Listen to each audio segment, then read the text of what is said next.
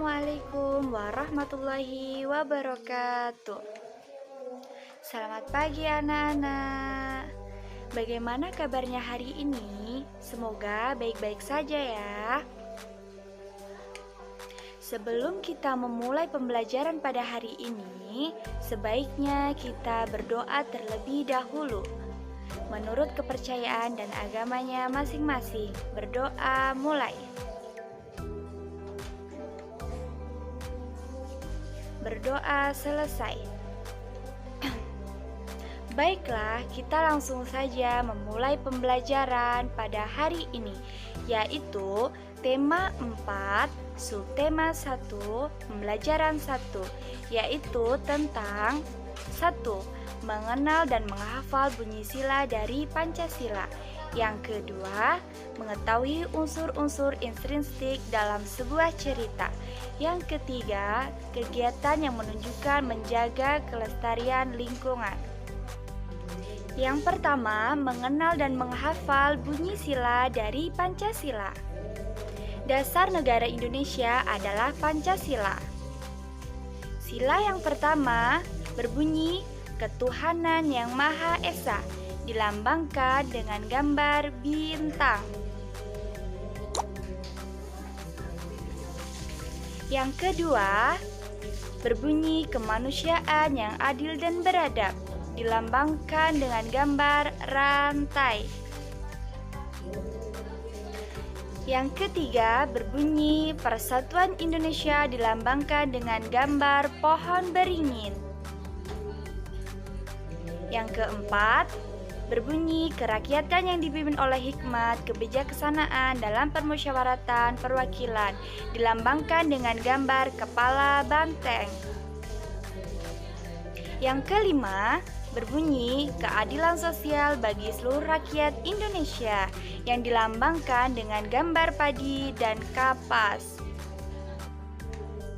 Yang kedua, mengetahui unsur-unsur intrinsik dalam sebuah cerita. Mari kita belajar tentang cerita ya. Yang pertama, tema. Tema adalah pokok pikiran atau dasar cerita yang diceritakan.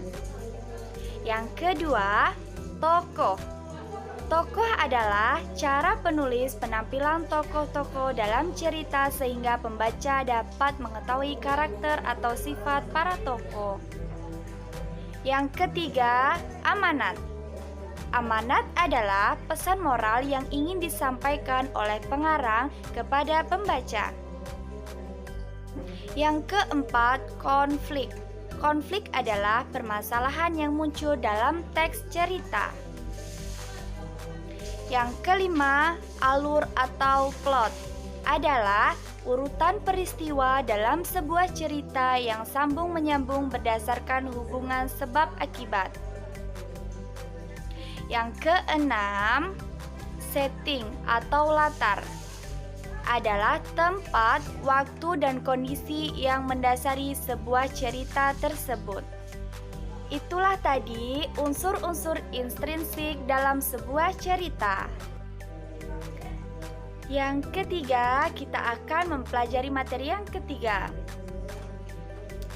Kegiatan yang menunjukkan menjaga kelestarian lingkungan. Yang pertama, membuang sampah pada tempatnya. Yang kedua, tidak membuang limbah sembarang tempat. Yang ketiga, tidak melakukan penebangan pohon secara liar. Yang keempat, melakukan reboisasi. Yang kelima, melakukan terasering di lahan miring. Di sini juga ada akibat tidak melestarikan lingkungan. Yang pertama, terjadi bencana alam seperti banjir, tanah longsor.